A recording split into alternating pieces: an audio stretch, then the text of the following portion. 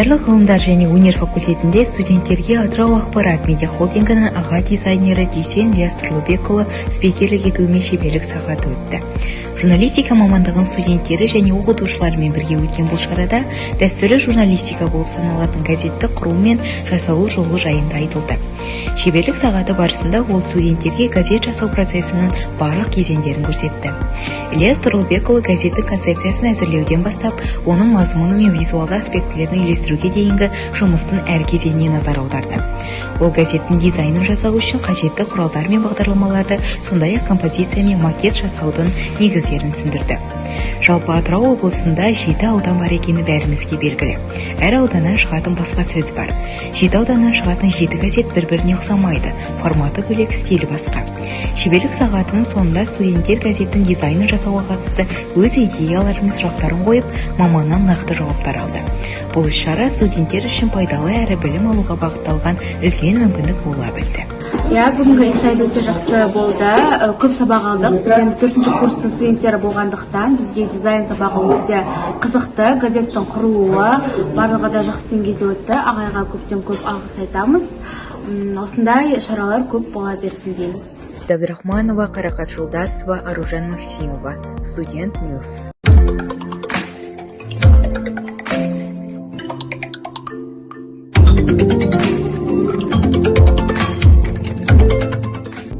Халел Досмұхамедов атындағы Атырау университетінде ғалым, жазушы Қабиболла Сыдиықұлының 90 жылдығына арналған дөңгелек үстел өтті. Семинарда модератор тарих ғылымдарының докторы Сапанов Сайполла болса, кіріспе сөзді филология ғылымдарының докторы Қадыр Жүсіп Өтегенұлы бастады. Айта кетелік, Қабиболла Сыдиықұлы қазақ халқының әдеби-мәдени мұраларын жинаумен белгілі әдебиеттанушы. Кейін жиында академик Төлеген Жаңабаев, журналистер одағының мүшесі Қаржыбай Сұлтанғалиев, Сыдиықовтың шәкірті Хамза Ғабдуллин ғылым туралы жылы естеліктер мен оған арнайы шығарылған өлең жолдарымен бөлісті.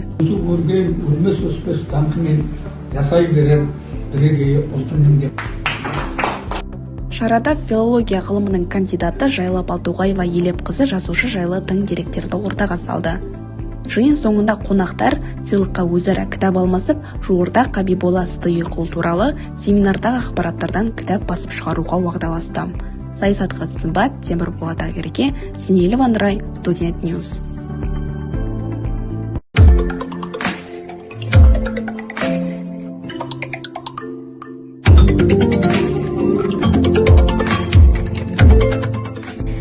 Ғабдол Сланов атындағы облыстық ғылыми кітапханада қазақтың көрнекті ақыны, Қазақстан Республикасының халық жазушысы Фариза Оңғарсынованың туғанына 85 жыл толуына орай ақынның шығармашылығын насихаттау мақсатында Парша сөздің Фаризасы тақырыбындағы аймақтық эссе байқауының салтанатты марапаты өтті.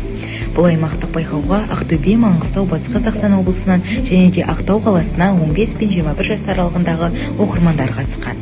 Сонымен қатар ауданымыздағы кітапхана барлық жүлделі орын иегерлері қызыл кілеммен өтіп марапатталды.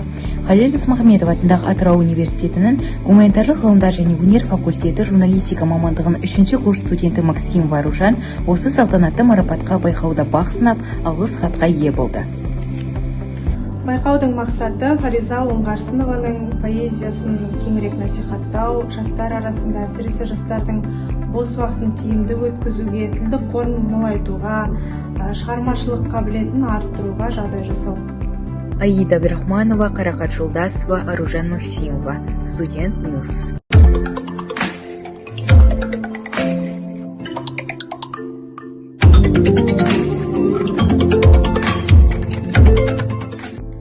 Халел Досмұхамедов атындағы Атырау университетінде мұнай, газ, экологиялық бағыттардағы салалық журналистика ерекшеліктері атты республикалық семинар өтті.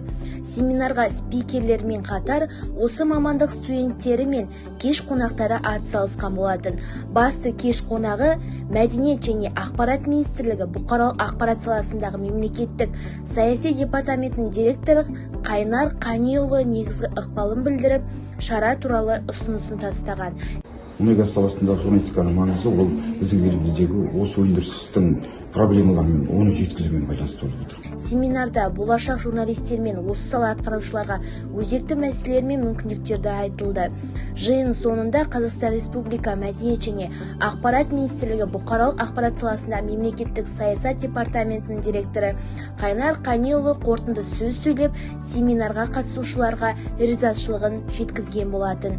Мөлдір Серікқали, Гүлханым Талғатқызы, Данагүл Зулкашева, Сабина Азғалиева, Студент Ньюс.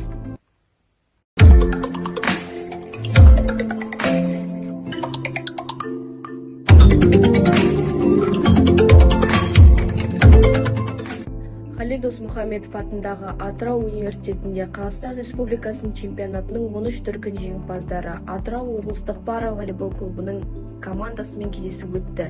Бұл іс-шарада волейбол чемпиондарымен танысып, олар жеңіске жету жолындағы қызықты оқиғаларымен бөлісті. Еске сала кетсек, бұл спорт түрі әлемдік рейтингте 5-ші орында тұр. Қазақстан пара-волейбол федерациясының хабарлауынша 17-ші жазғы пара-олимпиада ойындарының топтық кезеңіндегі алғашқы матчында Қазақстанның волейболды отырып ойнаудан құрамасы Францияның командасын 3-0 есебімен жеңді. Сонымен қатар спортқа қызығушылығы бар студенттер кездесуге қатысып, жеңімпаздарға өздерін қызықтыратын сұрақтарын қойды. Енді қандай жарыстың басын барлығына толыққан дайындалып барамыз. Сол жарыстың алдында оқу-жаттығу жиындарын өткіземіз. Оқу-жаттығу жиыны кезінде сол жарысқа қатысатын командаларды жеке талдауға уақыт бөліп, солардың ойындарын, осы уақытқа қанша ойын болды, кімдерді жеңді, кімдерді жеңілді, соның барлығын зерделеп талдап, соған дайындалып барамыз. Келген қонақтарға студенттер өз ән шашуын арнап, арнайы сыйлықтар табысталды. Ыршан Құмарғали, Асем Айбусынова, Студент Ньюс.